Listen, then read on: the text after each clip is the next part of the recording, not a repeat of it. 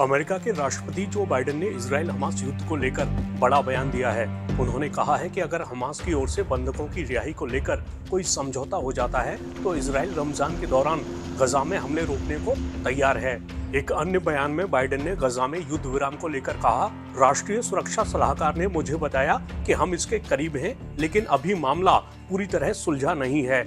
मुझे उम्मीद है कि अगले सोमवार यानी 4 मार्च तक सीज फायर हो जाएगा।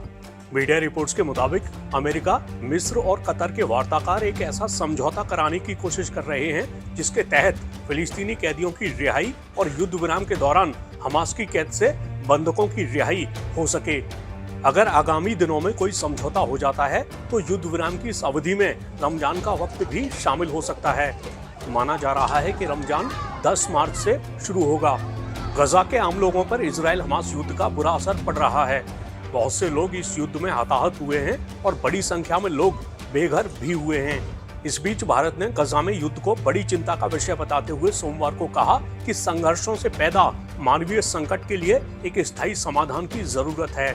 संयुक्त राष्ट्र मानवाधिकार परिषद के 55वें सत्र को संबोधित करते हुए विदेश मंत्री एस जयशंकर ने कहा कि आतंकवाद और बंधक बनाना स्वीकार्य नहीं है और उम्मीद है कि ये संघर्ष क्षेत्र के भीतर या इससे बाहर तक नहीं बढ़ेगा।